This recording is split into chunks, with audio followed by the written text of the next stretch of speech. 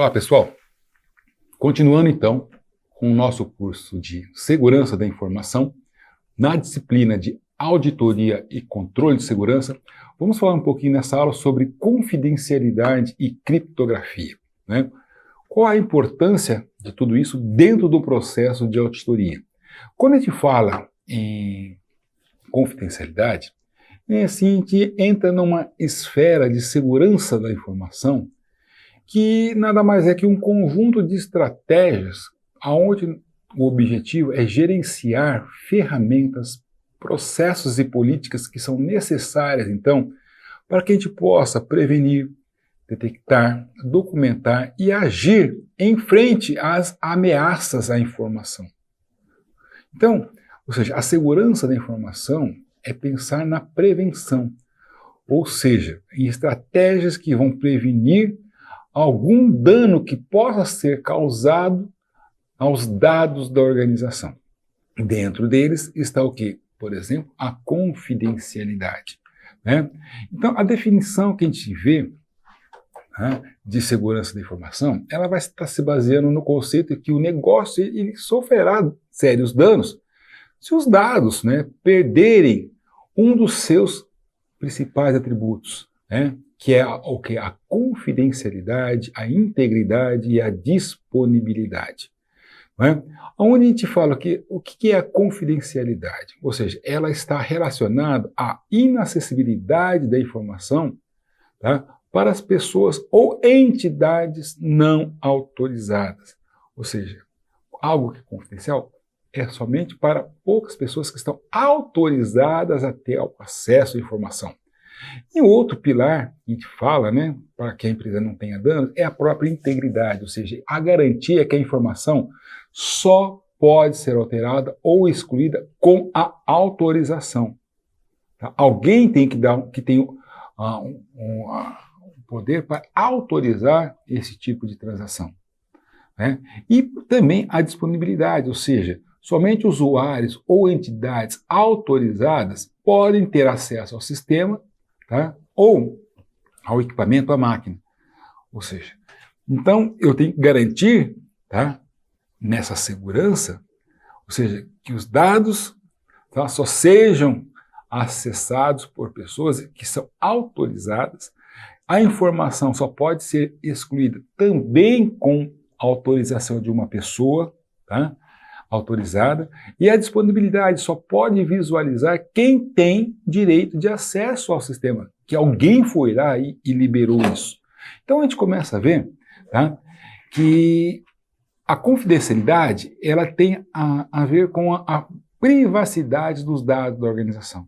Então a gente começa a ver que esse conceito ele relaciona-se que as ações tomadas então para que a gente possa assegurar que as informações confidenciais e críticas da empresa não sejam, então, roubadas dos sistemas organizacionais, por meio, através, por exemplo, de cyberataques, de espionagens e dentre outras técnicas de invasão mal intencionada das empresas.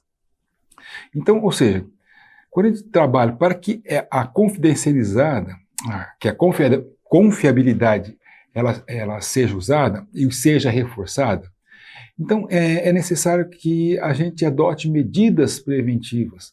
Por exemplo, definindo o acesso, tá, à informação somente para pessoas autorizadas. Tá? Isso pode ser feito em diversos níveis na organização, tá, em que funcionários com cargos mais elevados, tá, eles possam ter acesso maior do que aqueles funcionários num grau hierárquico mais inferior. Então, eu posso, através da hierarquia da empresa, definir níveis de acesso à informação e um nível de confidencialidade dos dados, né? Então, a gente vê que a confidencialidade ela é importante, tá? Uma vez que a gestão da segurança da informação ela não leva em consideração, tá, a proteção de dados sigilosos. Tá? Então, se ela não trabalha com isso, a empresa poderá ter o quê? Problemas sérios.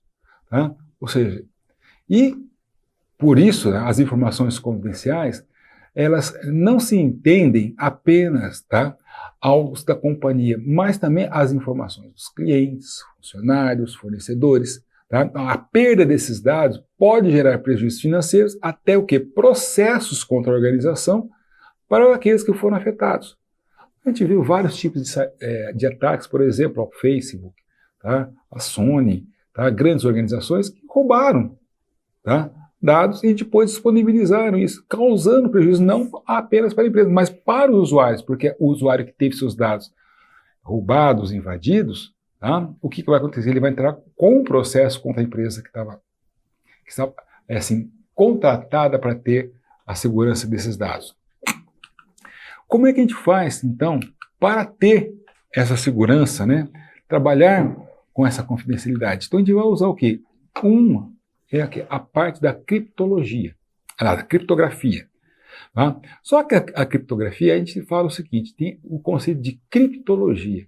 Tá? Ou seja, o que é a criptologia? Ela se ocupa em ocultar, tá? Se ocupa da ocultação de informações e da quebra de segredos da ocultação. Tá? Quando a gente fala o quê? Em ocultação da informação, a gente trabalha o quê? Com a estenografia ou criptografia. Quando a gente trabalha com quebra de segredos de ocultação, a gente usa a criptoanálise. Então, a gente trabalha o quê? Quando a gente trabalha em criptografia, a gente trabalha com dois grupos, códigos e cifras. Tá? O que são códigos? São palavras, letras, símbolos, tá? Que são usados para substituir algum elemento de um texto. A cifra, por sua vez, né, elas não são mais simplesmente palavras, são o quê? Algoritmos de criptografia e decriptografia de mensagens. Tá? Ou seja, onde você usa um processo em que você vai fazer o embaralhamento das informações. Tá? Então ela tem o quê? Ela pode ser feita por dois tipos de transformação desta informação, por transposição ou por substituição. Bom, já a estenografia, tá, é a técnica de você esconder informações. O objetivo da estenografia, tá, é o quê? É que as informações sejam transmitidas de forma invisível, sem que elas possam ser capturadas ou monitoradas. Por exemplo, eu vou colocar uma cifra dentro de uma foto, tá? Que através da estenografia ele vai fazer uma varredura e vai pegar, tá, essa cifra e vai buscar a informação que está ali associada. Bom, falando mais então um pouco, né, da criptografia, a gente considera que é uma ciência, ou seja, a arte de escrever mensagens, tá, em forma cifrada ou em código. Tá? A gente começa a ver que é um dos principais mecanismos que a gente tem hoje de segurança, que é usado para nos proteger, tá, dos riscos associados ao uso da internet. Tá? Bom, a princípio, né, à primeira vista, ela pode até parecer que seja complicada, mas a gente pode, a partir do momento que a gente começa a entender, tá, melhor, tá, a gente começa a ver os benefícios que ela nos proporciona. A gente vê que a gente não precisa ter um conhecimento como de um matemático experiente para poder fazer todo o processo. Então hoje a gente vê que a criptografia já é, assim, integrada ou pode facilmente ser adicionada à grande maioria dos sistemas operacionais e aplicativos. Né? Ou seja, muitas vezes basta, ou seja, a realização de algumas, por exemplo, configurações ou até mesmo clique de mouse, que você consegue fazer toda essa parte de criptografar um dado, criptografar alguma informação. Então a gente vê que através da criptografia a gente pode proteger dados sigilosos armazenados no computador, tá? Por exemplo, como um arquivo de senhas, declaração de imposto de renda.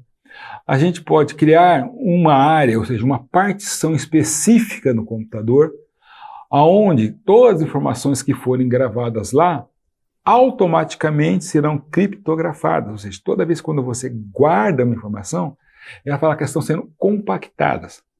A compactação, ele usa protocolos de criptografia para poder fazer isso. Né? Ele também trabalha o quê? A proteção das comunicações realizadas pela internet, ou seja, através de e-mails recebidos, enviados, transações bancárias, transações comerciais. Né? Então, toda a efetivação dos processos, ele usa protocolos criptográficos para poder fazer isso. E aí a gente trabalha o quê? Dentro da criptografia nós temos o quê? Nós dividimos, que são aquelas criptografias que têm a chave simétrica e assimétrica. Ou seja, o que é uma chave simétrica? Ou seja, também chamada, tá, de criptografia de chave secreta ou chave única, que utiliza o quê? A mesma codificação, tanto para a mesma chave, tanto para a codificação como para a decodificação da informação. Tá? Ou seja, é usada principalmente para garantir o quê? Essa parte da confidencialidade dos dados numa internet. Então a gente vê o quê? Alguns modelos, tá, que utilizam a chave simétrica, que é aqui o AES, o Bluefish, a RC4, o 3DS e o IDEA. Bom, boa parte desses protocolos criptográficos hoje já são um pouco defasados. Por quê? Já houve alguns desses casos, tá, que através de você tentar fazer ela da força bruta, você consegue quebrar a senha. Porém, nós temos o que hoje? A chave assimétrica, também conhecida o quê? A criptografia de chave pública.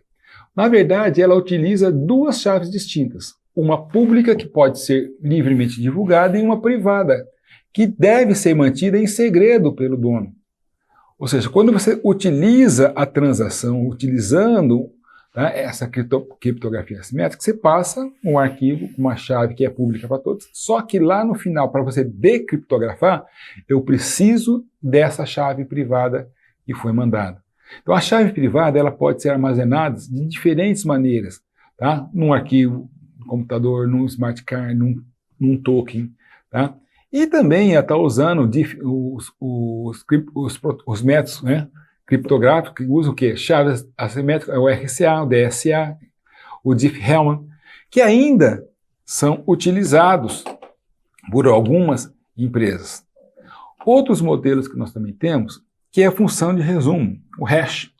Ou seja, esse método criptográfico, tá, quando aplicado sobre uma informação, independentemente do tamanho que ela tenha, tá, ela gera um resultado único, de tamanho físico, que é chamado o quê? Hash. Então, ou seja, esse método hash, esse é o quê? É o SH1, tá? O SH236, o MD5, são protocolos, tá? São métodos mais utilizados, são mais recentes.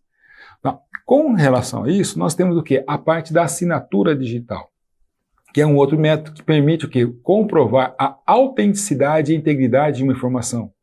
Ou seja, se ela foi realmente gerada por quem diz ter feito, tá? E isso é o quê? Que ela não foi alterada. Então, dentro de uma assinatura digital, eu mando, tá? E ele comprova que aquela informação foi gerada por quem realmente diz que gerou, tá? Aí eu tenho também a assinatura e eu tenho o certificado digital, que é um registro eletrônico que também é composto por um conjunto de dados que distingue o que uma entidade e associa ele o que a uma chave pública. Então esse certificado ele pode ser emitido por pessoas, para empresas, para equipamentos ou serviços de redes, ou ainda ele pode ser homologado para diferentes usos, por exemplo, como a confidencialidade e a assinatura digital. Então aí a gente começa a ver qual que é a diferença, tá, entre o certificado e a assinatura. Né? Então, dentro dessa parte do que é a assinatura digital, ou seja, ele vai te dizer quem realmente produziu aquela informação, se realmente foi ele que fez, e que aquela informação ela não foi alterada, certo? Então, a cada vez que você vai usar uma assinatura digital, para cada vez que você vai buscar, você vai gerar um novo código, uma nova assinatura. Tá? Já o certificado é o que? É o que usa, tá, quando você faz a comunicação, tá, entre o que? Quem está emitindo e quem está recebendo. Ele manda a chave pública e depois ele confere lá no final a chave privada. Então, é por isso que muitas vezes você está executando algum programa, ele pede para você instalar o certificado. É onde ele vai fazer o quê? Justamente essa conexão que você tem da informação que você está recebendo. É muito comum isso no site da Receita Federal. Ok, pessoal? Até a próxima aula.